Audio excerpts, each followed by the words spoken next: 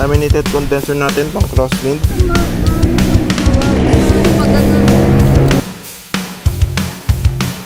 So wala na siyang pressure oh. Dito kasi may butas yun eh. Dito siya nabutas eh. Laminated condenser no. So yung condenser yung pinaka nasira sa atin kasi no, bumaba na nga siya ng 15. Nasa 15 na siya.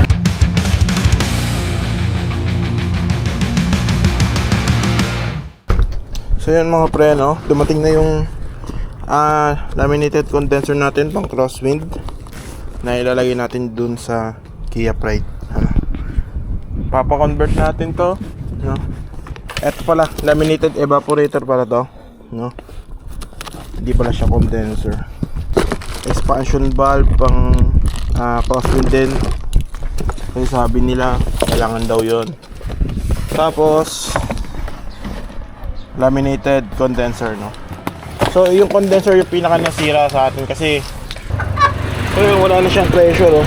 Dito kasi may butas yun eh. Dito siya nabutas eh. Nabutas siya dyan. Tapos sumirit lahat ng ano. Kaya yun yung nangyari.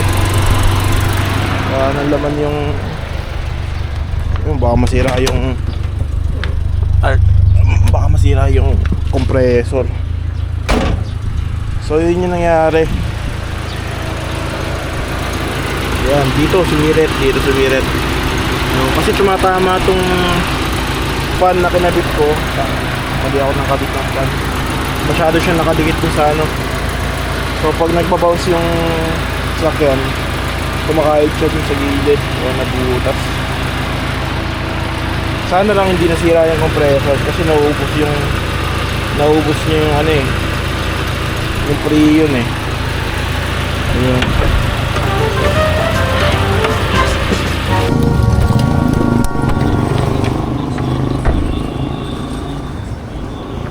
Okay Glenn, nagko-convert kayo ng ano? Ng evaporator. Yung Kia Pride. Gagawin pang crosswind, yung laminated.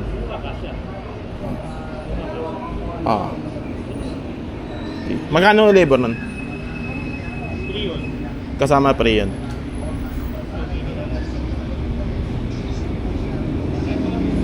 $2,500. Sige.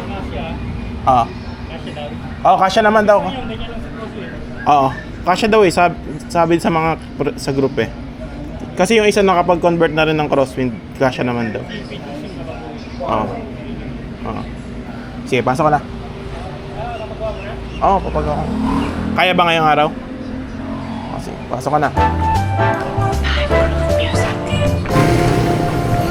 Ha? Huwag mo ingatan mo sa pag-ganan.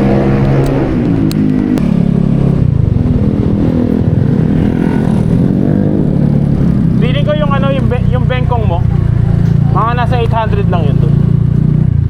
Oo. Maliit lang yan, di ba? Mga 800 lang yun doon.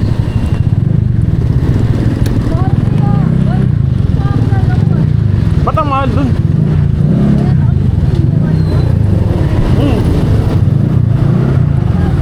Sa Antipolo. Saan doon?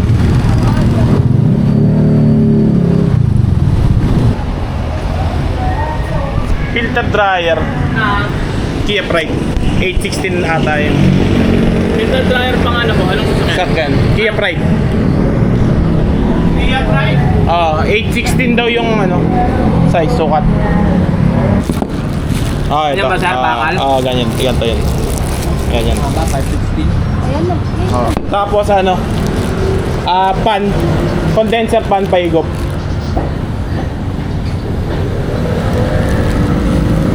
Pan. 570 sir yung pan. Sige. May Gcash payment kaya? Sir, pakas ka na lang.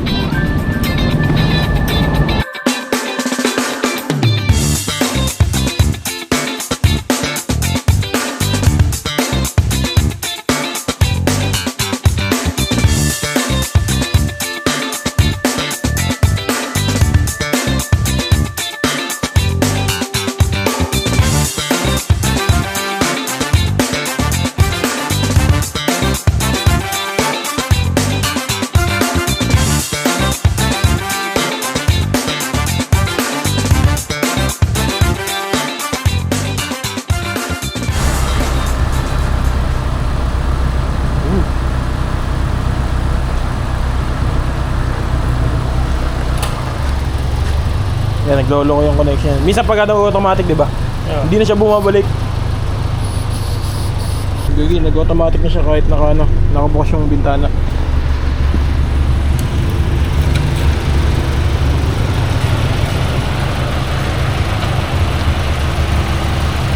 Oh shit, lamig.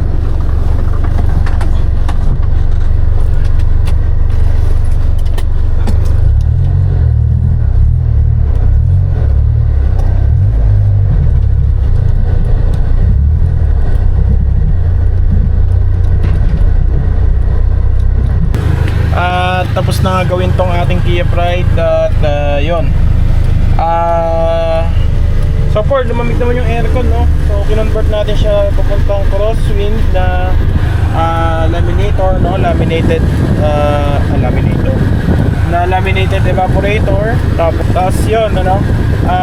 Bago na rin yung condenser natin. Tsaka ano, bagong karga yung Freon. So yun, no? At ayun, no? Bumaba na nga siya ng 15. Nasa 15 na siya. So pagka nag-40 yan, doon nag-automatic yung thermostat natin, no? Tapos mag-off yung compressor. Tapos mag-on na rin. So pasensya na sa dumi ng kamay ko, pero nasa 15 na siya yan.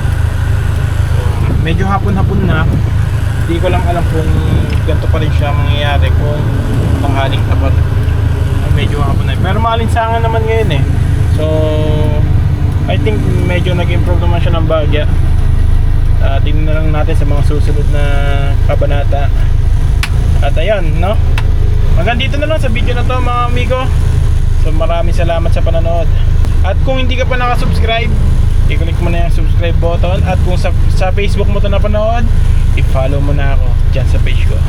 So maraming salamat, mga amigo. Hanggang sa muli. Paalam! Moto